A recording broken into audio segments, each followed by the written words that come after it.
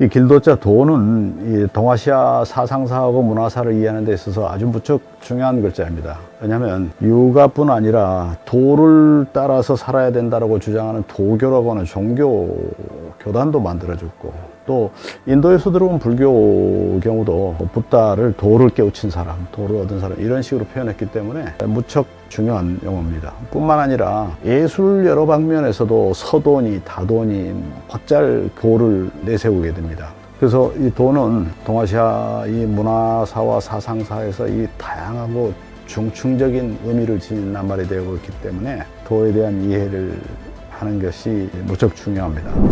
세계 어느 나라 문화권에서나 길이라고 하는 낱말을 유효한 방법론 또는 벗어나서는 안 되는 방법론, 이런 개념을 은유를 하거든요. 근데 길도자라고 하는 것은 단순히 길이라고 하는 명사가 아니고 시각적으로 도라고 하는 글자를 쓰게 되면 그런 은유를 넘어서 어떤 깊은 의미가 담긴 것처럼 사람들한테 인식이 되곤 합니다. 중국 안에서도 그런데 하물며 중국 바깥에서는 더욱 그러죠. 서양학자 그 벤자민 슈월츠라고 하는 사람은 도를 어떻게 설명하냐면, 외적으로는 사회적 정치적 질서를, 내적으로는 개인의 도덕적 삶을 이렇게 포괄하는 객관적 규범으로서 인간과 영적 존재들을 한데 묶어주는 기능을 하는 것이다. 이렇게 좀 복잡하게 설명하는데 이건 굉장히 지나친 의미 부여죠. 그래서 이런 분들은 도가를 일컬을 때도 그냥 도가라고 하지 않고 신비주의적인 도가 이렇게 표현하거든요. 그건 왜냐하면 그 양반이 그 도가를 마치 오리엔트 지역에서 유행했던 신비주의와 유사한 것으로 이해하기 때문이죠. 이거 왜 그러냐?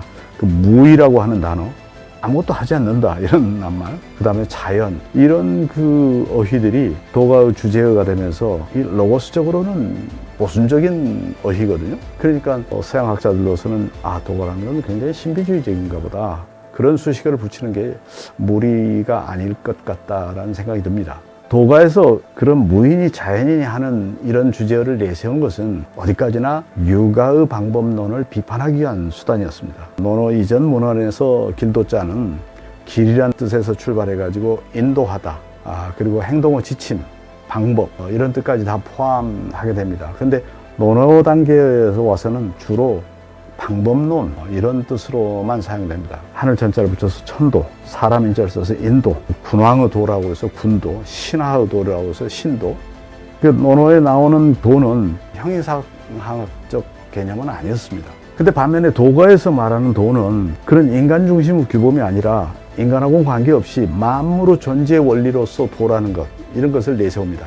그래서 도가에서는 수식어 없이 그냥 도라고만 얘기합니다.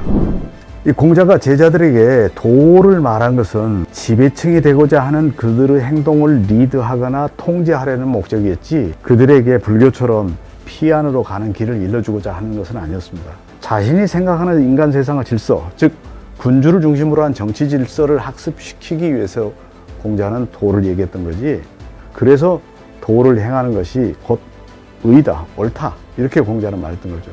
이 도와 의라고 하는 것의 관념, 이 도와 의라고 하는 이 두 관념은 모두 다 군주를 중심으로 한 질서, 그 기초 위에서 형성되는 것이지 다른 게 아닙니다. 그러니까 마땅히 이래야 하는 것, 군주를 중심으로 한 질서에서 마땅히 이래야 되는 것으로서 제시되는 게 도인 거죠. 이제 그것이 이제 주시 단계에 가면, 관념론이라고 할 수 있는 부분에 좀 집착을 했던 주시 단계에 가면 도를 사함으로 당연한 이치다, 모든 사람이 다 지니는 삶으로 당연한 이치다, 이제 이런 식으로 규정을 해 나가는데 공자 단계의 규정과는 좀 거리가 있죠. 우리 현대인이 가지고 있는 중국의 글자 도에 대한 그 관념, 막연한 관념들, 그것은 역시 성리학에 의해서 훈도되어 온 주시가 도에 대해서 규정하는 것과 비슷한 내용입니다. 그리고 마땅히 이래야 되는 것이라고 하는 관념에는 도만 있는 게 아니라 또 리도 있습니다.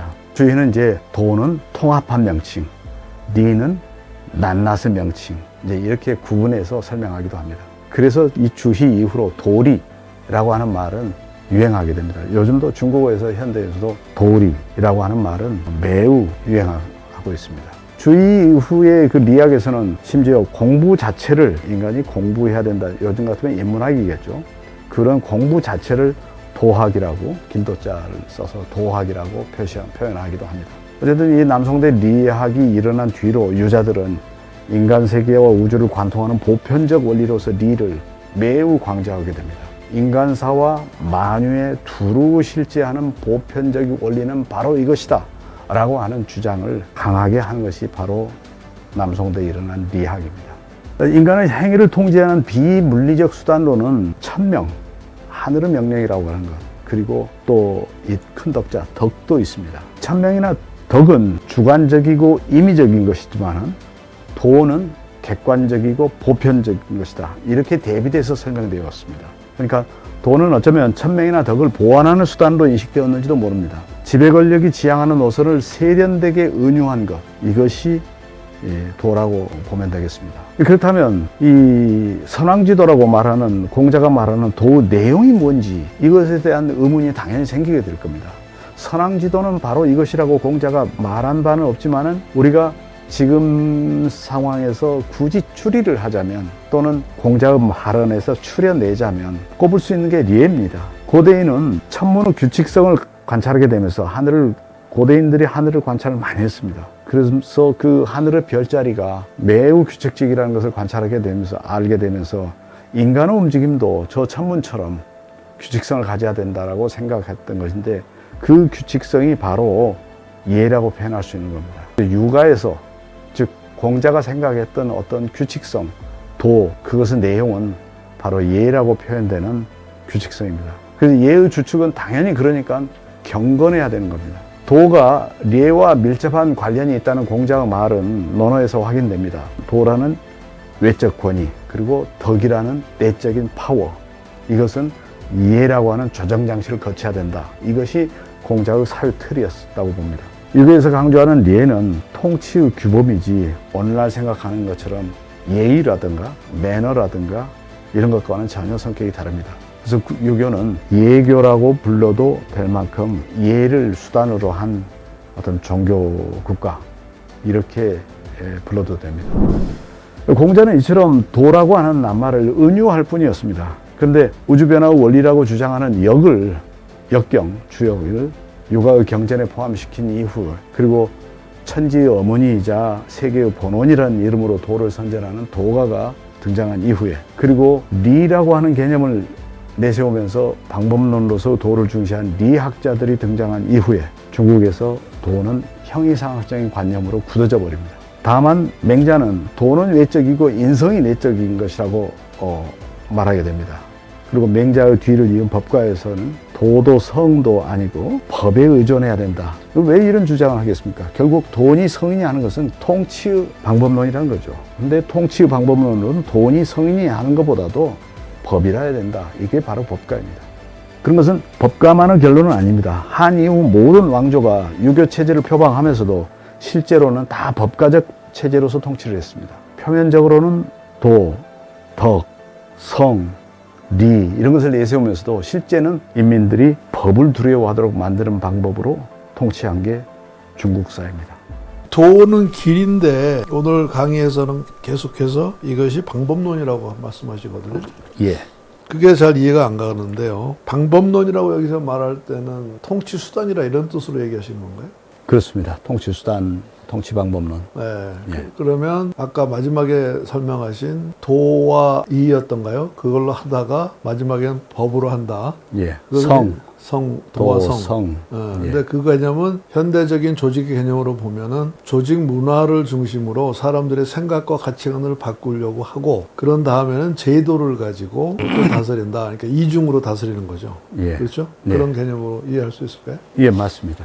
정확히 같습니다. 제 생각 같습니다. 도, 덕, 예를 설명하실 때 예. 도는 외적인 권위고 덕은 내적인 권위고 예는 조정장치다 이렇게 설명하셨는데 그 조정장치라는 개념이 잘 이해가 안 가는데 무슨 뜻이죠? 그러니까 세부적으로 걸음을 걸을 때도 몇 걸음을 걸어야 되고, 술잔을 제사해서 술잔을 따를 때는 몇 잔을 따르고, 누가 먼저 잔을 어떻게 올리고, 고기는 어떻게 해서 상에 올리고, 이런 세세한 것들이거든요. 그러니까 예법?